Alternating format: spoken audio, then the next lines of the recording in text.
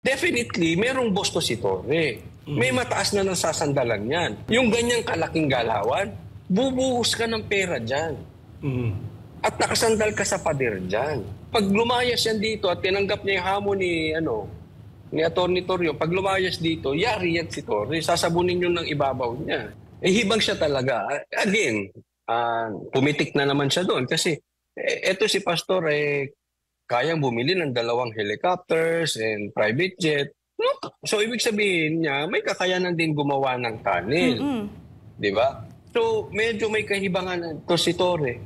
Kasi, hinamon nga siya on the last part. Hinamon siya ni Atty. Torreon na meron silang gamit na pwedeng ma-check yung kung meron tunnel. Kahit malayo, ma-check kung meron tunnel. Yun nga lang, medyo may kamahalan yun. But they are willing to pay. Sinabi ni Atty. Torreon, di ba doon sa expenses, kami nang bahala dyan. Basta importante lang, pagka wala talagang tunnel, kasi yan ang purpose, yan ang sinasabi nila, kailangan nila magtagal kasi may tunnel. Yun ang hinahanap nila at kailangan nila maghukay.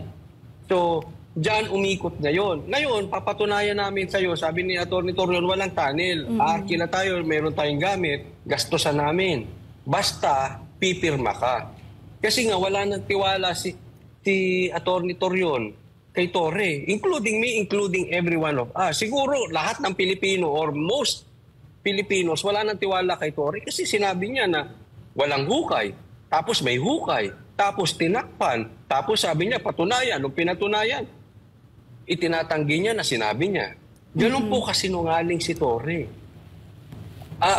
Huli na, hindi pa aamin. Kaya kailangan ng pirmahan.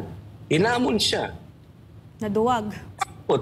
Natakot. Hindi siya pumalag. Kaya nagpupustahan, dinider ko pa kasi andyan sila kanina, yung mga kasamahan ko O, pustahan tayo nung nag-uusap. Sabi ko, pustahan tayo. Hindi papalag sa hamon yan si Torre. Wala nang kumasa kasi pare-parehas kami ng isip Hindi kakasa si Torre. Bakit? Alam namin hindi kakasa. Kasi alam namin walang tunnel.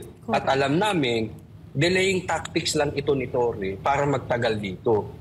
Just to harass Pastor Kibuloy, mga member ng KOJC, and of course, bottom line is the Duterte. Talagang haharasin lang nila itong lugar na ito. Kasi magkakabukuhan, walang tunnel talaga dito. Mamamati siya. Kaya yung boss niya, pag sila lumayas dito, mapapagalitan yan. Kasi yan ang purpose niya yan Definitely, merong boss to si Torre. May mataas na nasasandalan yan. Yung ganitong klaseng impact na napaspunta ka ng maraming pulis, libo-libong pulis, and you will stay here, na ultimo court of appeals, wala tayong magawa pare-parehas, pati yung Senado. Ang paulit-ulit na pumupunta, si Bato, si Robin, yung ganyang kalaking galawan, bubuhos ka ng pera dyan. At nakasandal ka sa pader dyan. So merong itaas yan na for the very purpose na si Torre ay harasin lang itong KOJC. So that is very obvious. So pag lumayas yan dito at tinanggap niya yung hamon ni Atty. Torre, pag lumayas dito, yari yan si Torre. Sasabunin yun ng ibabaw niya. Correct. Bakit ka lumayas ng ganyang kaaga? At saka, Coach, matagal na din kayong naka-stay dyan sa KOJC compound. Pagkatapos kasi ng Senate hearing, may pa-ambush interview. So, in-interview itong si Torre. Ang sinabi niya, tatanong kasi siya na, Sir, panawagan ng KOJC, ng kabuang KOJC, na maka-access sa cathedral at saka sa JMC. Ang sagot ni Torre, nakaka-access naman sila. Masyado lang silang dramatic. Kumaga dramatic daw, at hindi daw totoo na hindi kami nakaka-access dahil mismo daw yung mga abogado ng KOJC ay nakikita o nalalaman kung anong ginagawa sa loob. Dramatic yung word na ginamit niya, Coach Rolly. Sinungaling. Sinungaling talaga yan. May media Pinuntahan namin, di kami makapasok gusto mo isama ko tong live, baba ko to, pasukin ko yon.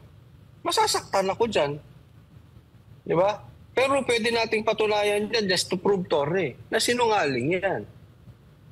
Di ba? Napakasinungaling ni Torre. I mean, nagsama tayo ng media. Di ba? Hindi nakapasok. doon sa yung nag-aano ng city building permit, hindi nakapasok. Senate staff, hindi nakapasok. Oh. Pinapasok lang sila nung dumating na mismo yung mga senadors. Paano OA? Paano? Dramatic. Dramatic? Hindi. Ang daming testigo, ang daming videos na. Bukas, subukan natin. Ngayon, pahinga muna tayo, tulog tayong saglit. Diba? Bukas, pasukin natin. Tsaka Hindi ka nakakapasok dyan. Yung media, hindi nga din nakapasok. Kasama natin. Correct. Kasama kami doon na nagpunta, hindi sila nakapasok.